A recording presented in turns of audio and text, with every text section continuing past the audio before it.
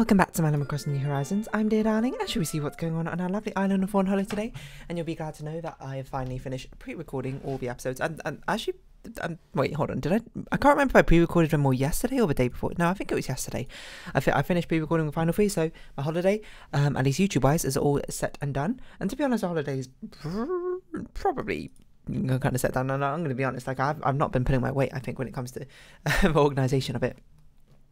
But luckily my friends are very reliable people who, you know, I can rely on, and I don't really know where the rest of that sentence was going, to be perfectly honest. But anyway, good evening everyone. Right now in Fawnhallow, it's 7:13 PM on Thursday, March 2nd, 2023. So I should probably, actually now I think about it, read comments and reply to comments before I go off on holiday. Oh, you know, I also still need to do titles, I forgot, for the videos coming out. That's going to be wild. It's going to be a wild one. It's going to be a wild, wild one for a living. Wait, no. High hopes of a living. Anyway, let's talk about something. And you might be like, whoa, something. Wow, that's a bold move. You didn't want to talk about nothing, did you? I'll be like, alright.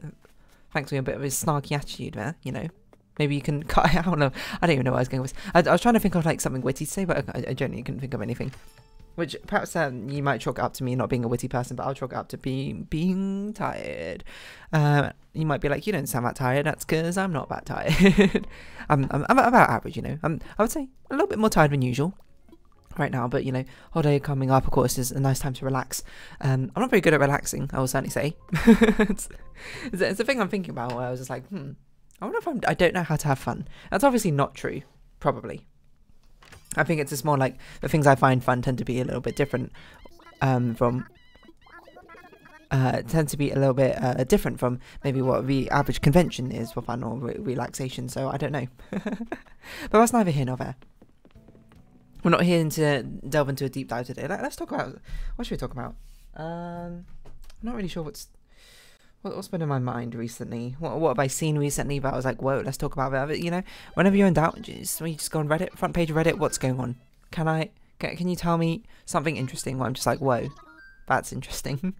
And then I'll rip about for like 20 minutes. How to motivate a teenager to get a job. What? I mean, alright, I guess. I got this balloon. What on earth is this trapdoor? I have no idea what that is. Looks like those old like blue tack man videos. I think I spoke about them at one point. Have I spoken about blue tack before? I'm not sure, but anyway, basically, like, is a series of videos which my friend showed me, and I think I'd spoken about them recently, but I didn't really go into much detail about them, and I can't really remember what plot is. It's just like, it's a stop motion animation that some person just made because they were like, you know, what'd be funny, I guess, making a blue tack animation, and genuinely is kind of funny, I think. Like, I don't really know how well it ages necessarily. I think I looked it up a little bit, but then I also didn't like properly watch it, or maybe I did. Anyway, I don't really know how to continue this conversation because I don't even know what it's called. I also don't know why I'm putting away the clay. I guess we should probably just sell them. We probably have enough materials. And we have enough materials mainly because we are never crafting anything ever again, probably. But it's sort of like, it's just like the stop motion, like, blue tack men who just like have conversations with each other. Oh my god! Don't worry, that's just a plastic cover for my monitor arm. Don't worry about that. You might be like, how did you hit that off? Shouldn't that be at the back of your desk? No, it's not the back of my desk, it's at the front of my desk because I didn't have enough room at the back of my desk to properly like secure it. So that's why I've attached it to the front of my desk instead. But it's just like these blue tack men, and they're like talking to each other. One of them like, we got a pool, and then I don't know. It's very, I don't know how to describe the humour. And I also don't remember many quotes from it, except for one of them being like, no, Mr. Snowman, and also just something gonna get over there, just you wait till I get over there, just you wait till you're not gonna get over here, you're not gonna get over here, oh, I'm gonna get over there, something like that. They just basically go like that. That's like one of the jokes for ages. Oh, you know what also brings me back is they had this person, whoever they are, who did these stop motion videos. One of the videos they did was they did like a stop motion like workout animation, I think, with the blue tack men to that song which goes like,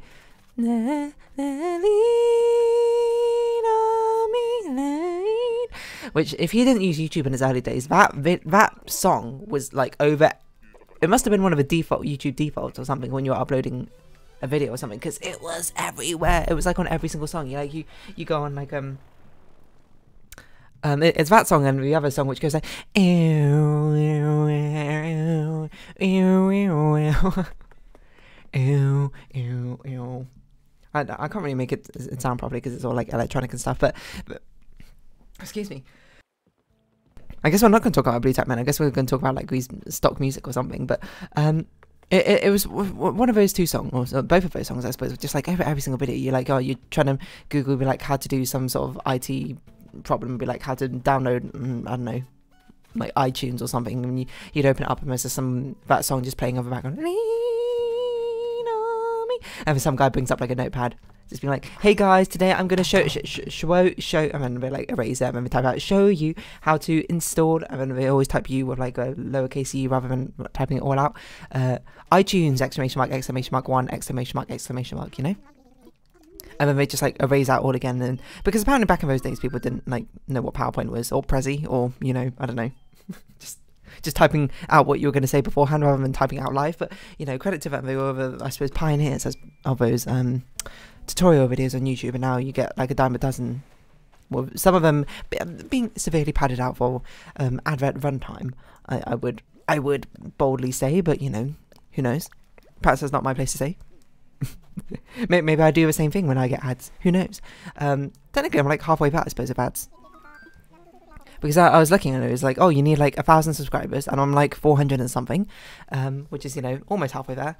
And then you need like some certain amount of watch hours in the past year or so, and I was like, oh, I've got about like a halfway for that. So I was like, whoa, you know, imagine that. I could be making pennies off of these videos.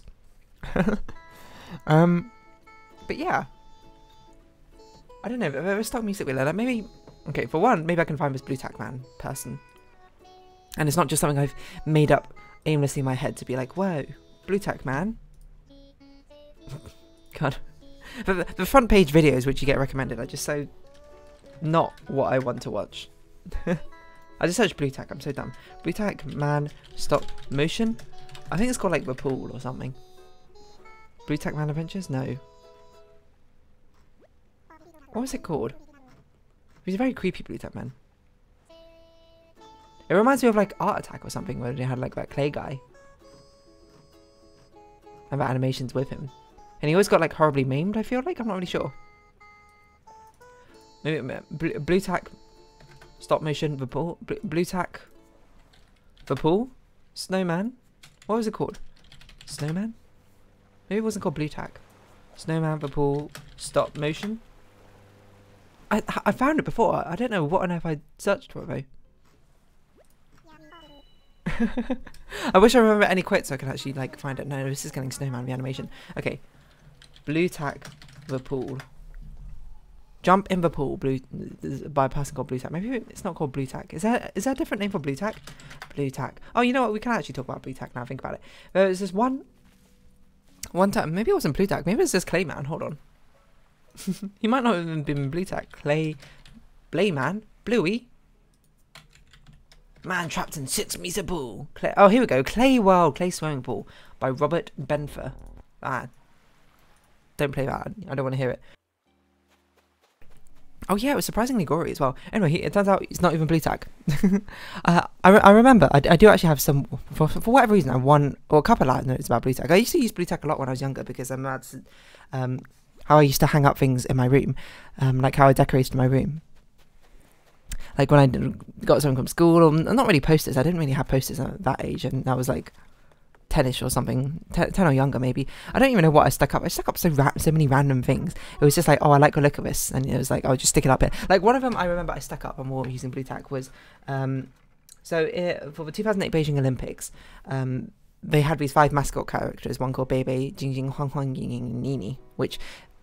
Fun fact, if you didn't know, if you say all their names, Beijing Hongyini means Beijing welcomes you, which is, you know, I guess that's a little fun fact. I was like, oh, it's like a cute little design thing like, done there.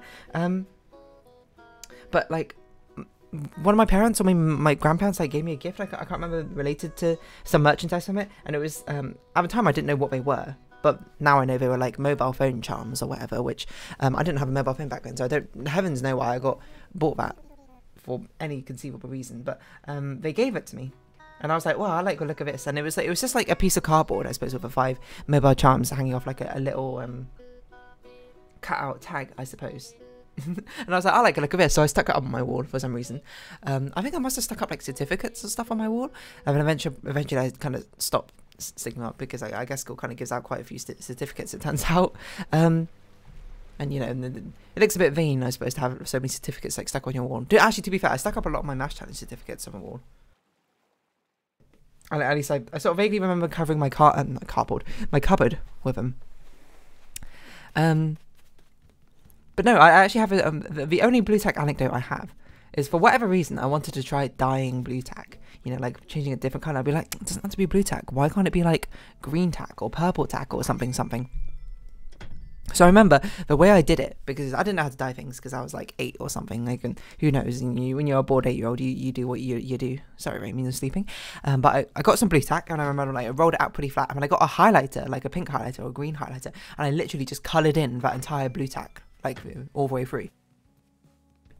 And then, you know, once it's done, fold it up, roll, and then like lay it out again, flat again, and then just do it again over and over and over and over and over and over and over again. I must have done it like 50 times in a row, because eventually it did actually dye the blue tack a different colour. Probably because I was basically doing the equivalent of like, you know, making pastry dough, but like using ink instead of butter or something. So I was making a load of tiny little layers of like ink in them. Yeah, ink, and I probably got like the ink, you know, is liquid. It's not the most efficient way, I think, to transfer ink into blue tack, but eventually it gets a job done. You know, if I were to do it differently, I guess I'd snap open the highlighter and just sort of like pour it into there. But basically, what I did eventually end up dyeing that blue tack. And I remember I made one which I think I tried to make pink, but it just made it purple, because understandably blue and like pinkish kind of make purple. And then one that somehow actually did become green. I don't know necessarily how I managed that. I sort of like overpowered the blue with green. And then I think I tried to do a different one, but I don't remember what it was. I think, you know what, I think I tried to do it with like a biro as well at one point, being like, oh, I want a red one. But I guess this pink highlighter isn't red enough to make it red. So I was going to do it with like a red biro, but that didn't really pan out, because as it turns out, highlighters are slightly more efficient at transferring ink onto paper in mass quantities than a biro is. So who would have thunk it? But I remember doing that, and then I don't remember why. At some point, I decided, like, on an absolute whim, I'm just like, I was going to merge all this blue tack together for really no apparent reason. You know, I guess my parents didn't also really care about it. I just not really ruined their blue tack, but just like used up their blue tack for whatever reason. I don't really remember what their response were, to be honest. But I just decided at some point, I was like, I'm just going to merge all these blue tack together. So I just mashed it up into a big ball of like color, and I was like, oh, it's going to look so cool. It's going to look like a really like marbled effect. So what's going to go on, like colors all like swirling and mixing together. And understandably, it did not happen. It just became like a grey blob. And I remember this because I remember doing it afterwards and being like, I really regret doing this, but I can't undo it now. It's like, it's too late. I've already ruined it. But you know, it's a learning experience, I think, for a child to go through, to destroy something that they worked so hard on and that they loved, so that they know not to do it next time. That was a fun time, you know, learning how to mix colours, I guess. I don't know. I also feel like there was someone back in my primary school who used to eat blue tack. I don't know why that really came to mind, because I don't even know who it is necessarily, but I just have like a vague memory of someone eating blue tack for some reason. I could not tell you why they did it. I could not tell you what on earth motivated them to do so, but you know, I guess the delicious, nutritious value of blue tack was just too much for them to pass up on. But yeah, that was a bit strange, I would say. You know, I'd wager you're probably listening and being like, what? Why'd you eat blue tack? It's not exactly the most nutritious thing. In fact, what's blue tack even made out of? That's a good question. It's described as a synthetic rubber compound without hazardous properties under normal conditions. What a weird way to like describe it. Like, obviously that just sort of means like, obviously if you like heat it up to like 1,000 degrees, it's going to be, you know, probably give off like toxic fumes or something, but it can be swallowed without harm. Okay, you know, and it's not carcinogenic. So, you know, they definitely probably knew that children were going to eat it. You know, that's what children do. They stick like whatever in their mouths and then just like do their best to eat it like as fast as possible. Kind of like dogs in a way. Or some dogs. I'm not going to say all dogs. No, all children. So I don't think I ever ate things like that when I was a child. I mean, maybe when I was a very young child. Oh, I remember there was this girl back in nursery. She used to eat paint. And I remember, and I think I told this story before, but like, oh, hello tarantula. It's really quite the dichotomy of like me. I had like an advanced reading class or whatever because you know back in those days, I for whatever reason I started reading like at quite an early age. So you know while all the classes on the first stage of like reading or whatever, I skipped to the second stage. So you know I had to do like reading with like a separate teacher's assistant, and like coming out of the small room after reading class, I suppose. And then seeing another teacher sitting down with a girl, just basically telling her not to eat paint.